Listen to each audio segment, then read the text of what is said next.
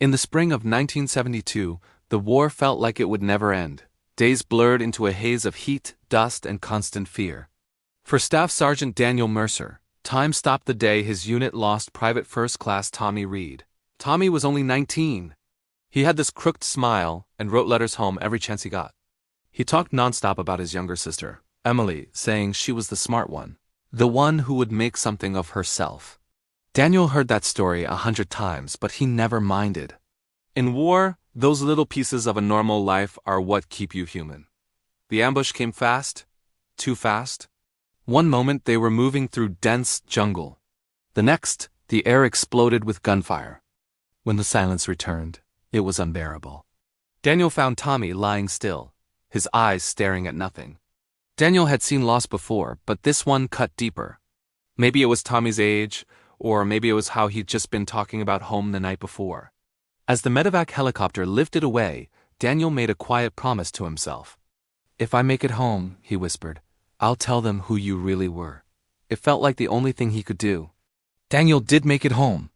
But like so many veterans, he didn't come back the same man. He returned to a country that just wanted to forget the war and everyone it took. So Daniel rarely spoke about his service. He worked long hours, raised a family, and carried his memories in silence. But that promise, it stayed with him. For years he thought about Tommy's family. He imagined the knock on their door, the folded flag. He wondered what they'd been told, and what had been left out. He always told himself he'd write a letter one day, explain how brave Tommy was, how he never complained, how much he loved his sister. But life just kept getting in the way. The letter was never written. Years turned into decades. By the time Daniel retired, his hair was gray and his knees ached with every step. The war felt like a distant lifetime, except for those nights when the memories would come back uninvited. One afternoon, while cleaning out old boxes in his garage, Daniel found a small, weathered notebook.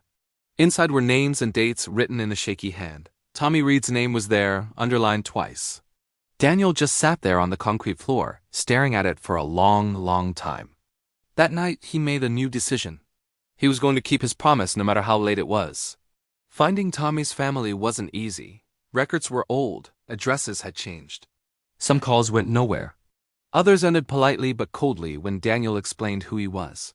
But then, finally, he found her, Emily. She was living in a small town in Ohio, working as a high school counselor. When Daniel called, his voice trembled. He hadn't spoken about the war out loud in decades. "I served with your brother," he said quietly. "I knew him." There was a long pause on the line. Then Emily said, "No one's ever called me like this before." They met 2 weeks later at a diner off the highway. Emily said she recognized him immediately, that she'd imagined him many times, one of the men who was with her brother at the end.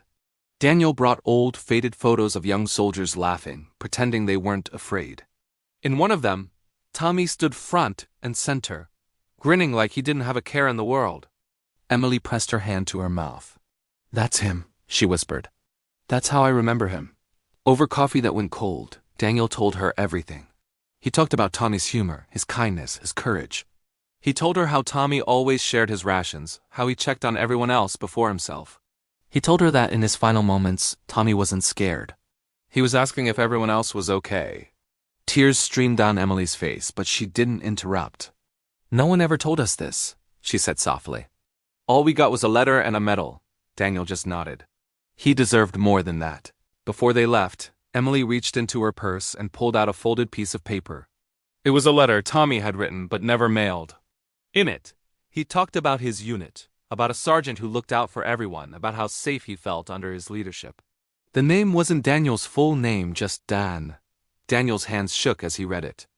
For 50 years, he had carried this heavy guilt, believing he hadn't done enough. In that single moment, he realized the truth. They stood in the parking lot as the sun hung low in the sky. Emily hugged him tightly. "Thank you," she said, "for remembering him, for keeping your promise." As Daniel drove away, something inside him finally felt lighter. The war would always be a part of him, the loss, the pain, but now so was peace, a promise made in war. Kept for 50 years and finally, at last fulfilled. Thanks for watching. If this story moved you, please consider sharing it and subscribing for more content that honors these incredible legacies. We'll see you next time.